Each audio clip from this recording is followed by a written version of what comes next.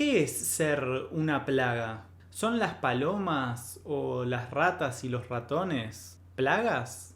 ¿O acaso somos los humanos quienes mejor encuadramos en lo que sería la definición de este término? Vamos a leer sobre esto y a informarnos un poquito más al respecto. Y el texto es de Veganos Abolicionistas de México y se titula, como veníamos mencionando, Las plagas.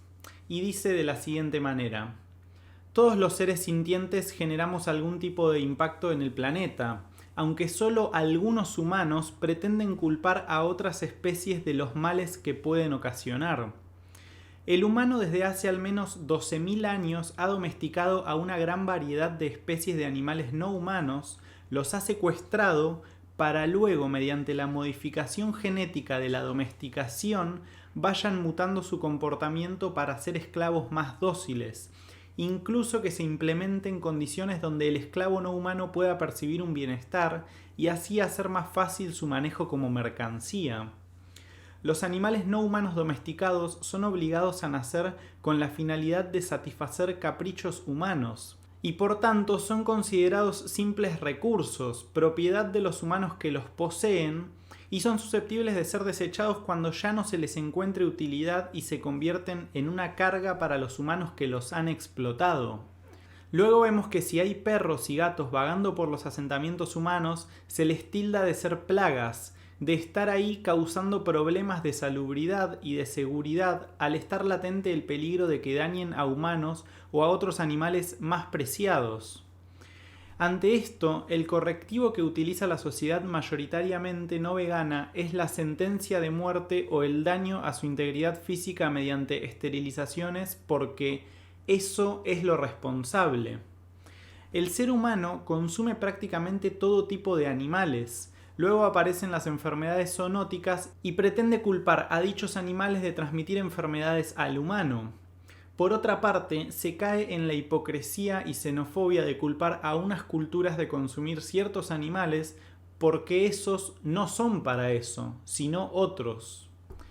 El caso más latente quizás es cuando se considera que existen demasiados individuos de otras especies en cierta zona geográfica o que estos están invadiendo terrenos que no le corresponden, o porque están dañando a especies nativas, que por supuesto el humano prefiere por encima de esas otras especies que considera plagas. Asimismo, considera plaga a cualquier animal no humano que afecte a los intereses humanos, aunque en muchas ocasiones sea el mismo humano el que propició dicha situación. Seguir denominando plaga a otras especies es injusto porque ni siquiera estaría bien usar dichos parámetros para juzgar a la especie humana. Por ejemplo, los humanos contaminamos al planeta, invadimos hábitats donde viven otras especies animales, se les causa daño a otras especies tanto involuntariamente como adrede, y sobrepoblamos el planeta consumiendo los recursos del mismo, de manera que dejamos poco o nada para las personas de otras especies. No estamos necesariamente haciéndolo por maldad, sino por falta de reflexión en ciertos casos, y algunos procuramos evitar daños intencionales para subsistir.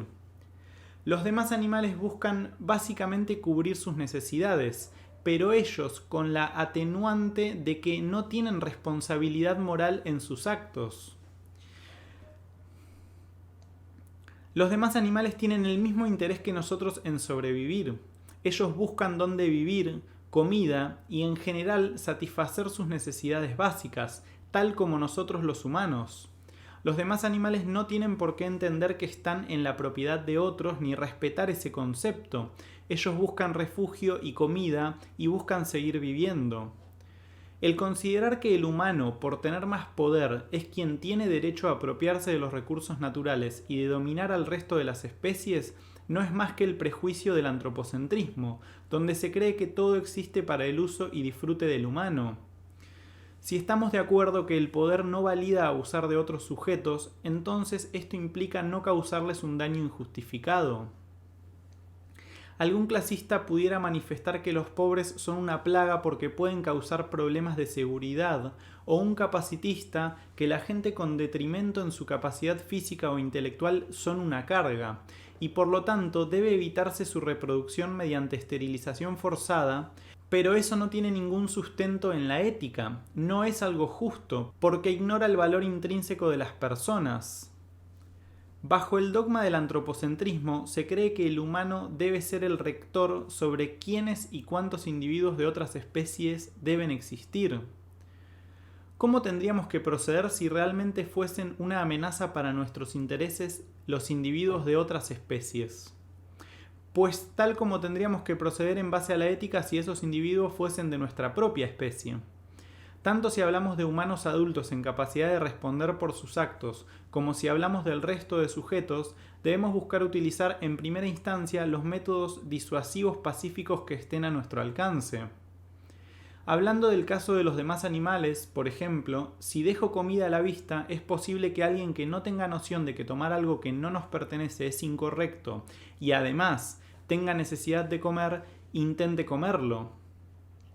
Si sé que tener el espacio donde vivo en condiciones que atraerá a seres que necesitan de esos ambientes para vivir, entonces esos seres que buscan un entorno propicio para desenvolverse seguramente llegarán ahí. Obviamente estamos hablando de pacientes morales al referirnos a esos otros sujetos, es decir, no se les puede imputar responsabilidad moral sobre sus actos, como es el caso de los demás animales. En estos y casos similares, lo que procede es no propiciar que lleguen demasiados individuos a nuestro entorno que pudieran ser nocivos para nuestra salud, pero no se justifica que les hagamos daño, al menos no si no nos están agrediendo o amenazando inminentemente nuestra vida. El daño a otros sujetos se contempla como última opción y solo si nuestra salud y vida están en un peligro real y no existe otra alternativa. Así como no sería ético emprender el exterminio o extinción de humanos porque causen problemas a otros sujetos, así tampoco es ético exterminar ni extinguir sujetos no humanos porque se les considera nocivos para otros sujetos humanos o no humanos. El planeta contiene recursos naturales como el aire, agua, luz solar, plantas, minerales, y estos son recursos que existen para todos los habitantes del mismo. Así que como sujetos agentes morales que somos, es decir, que la mayoría de los humanos adultos podemos y debemos responder por nuestros actos, debemos actuar de la forma más justa que sea posible para con el resto de las personas de otras especies.